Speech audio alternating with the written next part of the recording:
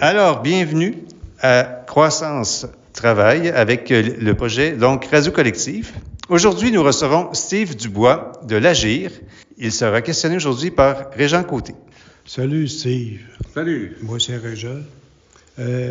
C'est quoi ta mission spécifique? Oui, alors l'Agir, c'est un regroupement d'organismes communautaires en santé mentale. Donc, on a une quarantaine d'organismes communautaires dans la région de la Capitale-Nationale qui œuvrent tous de près ou d'un peu moins près en santé mentale. OK. C'est quoi le lien avec la communauté? C'est sûr qu'en tant que regroupement, nous, on donne pas des services directs à la population, ou à peu près pas. C'est-à-dire qu'il y a quand même des gens de la population qui nous appellent pour connaître nos services ou qu'on les réfère vers les bons endroits. Mais un regroupement, c'est avant tout une représentation qu'on fait. Donc, on représente la population et nos membres dans différentes instances, que ce soit gouvernementales, publiques, sociales, avec des partenaires. Donc, on a quand même un souci fort de représenter les personnes qui vivent des enjeux de santé mentale et leurs proches. Donc, nous, on va prendre la parole des fois pour défendre leurs intérêts. Que ce soit, par exemple, je vais essayer de faire ça simple en donnant des exemples. Là. Mettons qu'il y a une politique qui se fait sur l'accès à l'aide sociale, par exemple. Est-ce que les gens qui ont un diagnostic de santé mentale, qui soit reconnu ou pas, ou diagnostiqué par un médecin, vont avoir les mêmes accès? Bon, alors ça, à un moment donné, le ministère peut décider de faire des travaux là-dessus et nous inviter en tant que représentants de différents organismes pour avoir notre opinion sur le sujet. Et là, on va vraiment avoir à cœur de porter le message pour aider les gens dans notre communauté qui ont des enjeux de santé mentale. Okay. Donc, on les représente à toutes sortes de niveaux. OK. Puis, c'est quoi que vous souhaiteriez pour améliorer le quartier? Pour améliorer le quartier, c'est sûr que nous, on est au centre-ville. Mais on a aussi à cœur toute la capitale nationale. Là. Mais c'est sûr que quand on se promène dans les rues, on voit de plus en plus d'enjeux d'itinérance, d'enjeux de pauvreté, d'enjeux de consommation. Et oui, des enjeux de santé mentale aussi. Des gens qui souffrent. Donc, c'est sûr qu'améliorer la qualité de vie du quartier, c'est améliorer la qualité de vie de chaque humain qui y cohabite. Et ces gens-là, on veut qu'ils aient tout ce qu'ils peuvent avoir pour être en bonne santé ou en équilibre, puis dans une société meilleure. Fait que ça passe par des soins, des fois quand on en a besoin. Ça passe par une société inclusive, qui n'a pas trop de préjugés, qui peut accueillir la différence de l'autre, de chacun, en fait. Puis, donc, on aimerait ça qu'on ait une société ouverte, démocratique, bien inclusive. Ça, c'est ce qu'on souhaiterait, avec moins d'inégalités. Parce que moi, j'aime bien... il y avait une femme qui était historienne en médecine. Puis, elle a dit que la santé, c'est bien plus que l'absence de maladie. Puis que quand son voisin est aussi en meilleure santé, ben on est aussi en meilleure santé. Puis une chose qu'on a oubliée collectivement, ben c'est ça, hein, c'est que s'il y a moins d'inégalités, on va être tous meilleurs, en meilleure santé. Oui, ben, tu parles de qualité, puis de... Moi, je fais du bénévolat au YMCA, juste en face de l'autre. Et puis j'envoie moi aussi de toutes les sortes. Puis oui, c'est vrai, c'est pas facile à voir. Puis on peut les aider, mais c'est s'ils veulent être aidés aussi. Moi, en tout cas, qu'est-ce qu'il y a? Moi, tu sais, Trudeau, depuis qu'il a mis le pot légal, là, on dirait que ça l'empire. Il y a plus d'itinérants, puis il y a plus de drogue qui maganent pour ça. Il y a plus de cristal meth. Oui, puis de toutes sortes de cochonneries qui se passent, mais je sais pas si on peut faire de quoi pour quelqu'un qui veut plus ou moins s'aider. Ben, moi, je pense que c'est une question complexe, ça, tu sais, puis qu'il faut le voir dans un modèle complexe. Par exemple, est-ce qu'on peut faire des interventions individuellement pour essayer de voir avec la personne qu'est-ce qu'elle veut, qu'est-ce qu'elle espère encore, à quoi elle rêve comme vie meilleure pour elle-même, pour nourrir un peu ces rêves-là qui, des fois, sont éteints pour toutes sortes de raisons. Donc ça, des fois, c'est des enjeux individuels. Puis c'est sûr que sous l'effet de consommation, peut-être que son jugement est moins là. Puis peut-être que c'est pas pour rien aussi que la personne consomme puis qu'elle se ramasse dans toutes sortes de situations vulnérables. Des fois, c'est des traumas qu'on a vécus. Donc, on est souvent aussi victime d'un environnement.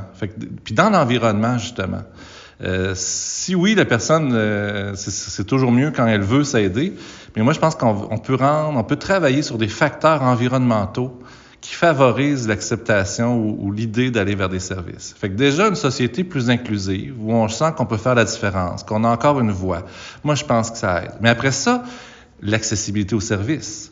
S'il faut faire traverser la ville au complet, puis avoir des transports en commun, puis qu'à chaque fois qu'on se présente à un établissement de santé, qu'on rentre pas d'un critère ou qu'il y a des listes d'attente, il y a ça aussi. Est-ce que socialement, on met en place des bons dispositifs pour faciliter qu'une personne, dans sa fenêtre d'opportunité, là, quand elle est prête, est-ce que le service est prêt? Fait que finalement, des fois, c'est un peu ça. Hein? Il y avait un professeur d'université, là, Yann Le Bossé, qui disait « C'est bien d'apprendre aux gens à pêcher pour quand ils ont faim.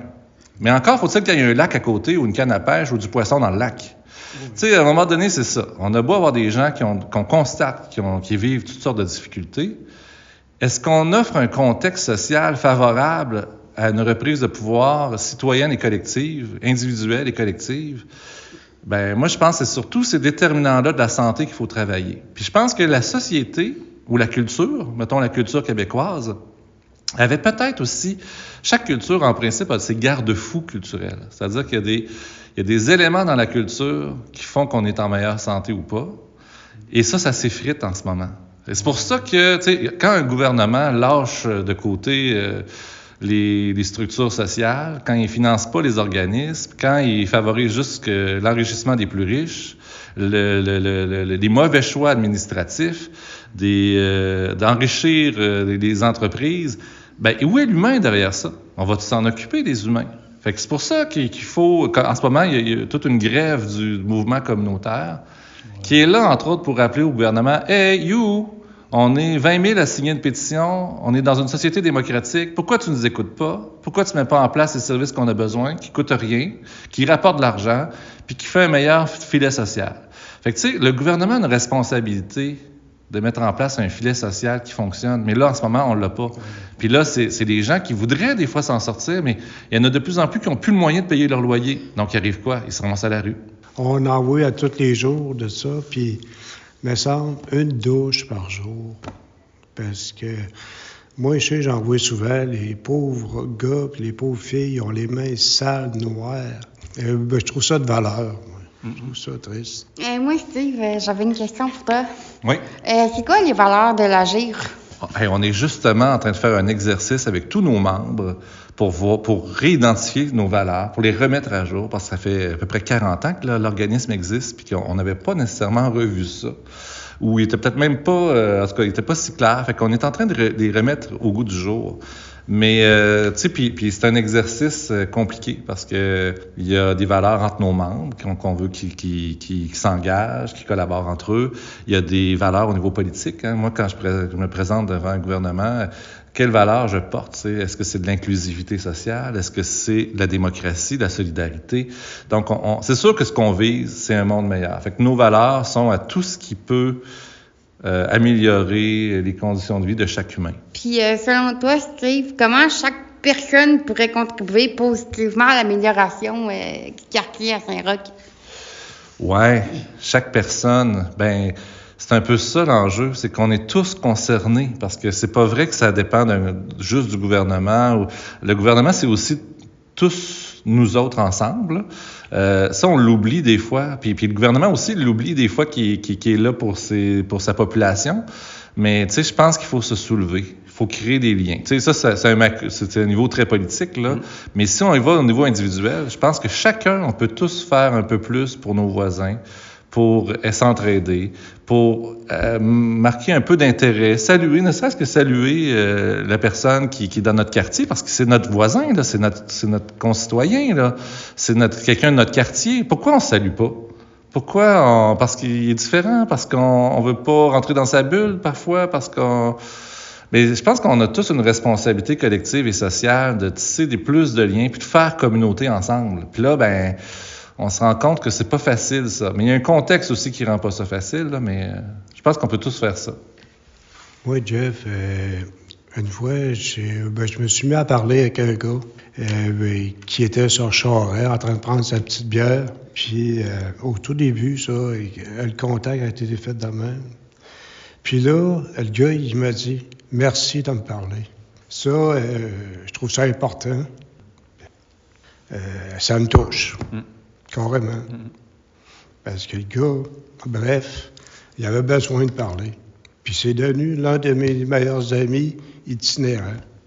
Parce que je lui parle. De temps en temps, oui, je donne de l'argent, mais pas beaucoup. Même une fois, j'avais dit, je vais te donner mon gilet. Parce que son nom de famille, c'est Marquette. Puis j'ai un gilet qui s'appelle justement Marquette. Je sais pas si je vais y donner, mais en tout cas, ça m'a touché. Fait que je voulais te remercier, Steve, avec de l'Agir. Ça nous a fait un bon tour d'horizon de ton organisme, mais aussi de l'implication citoyenne, comment ça peut être perçu, puis comment on peut être actif dans la société de cette façon-là.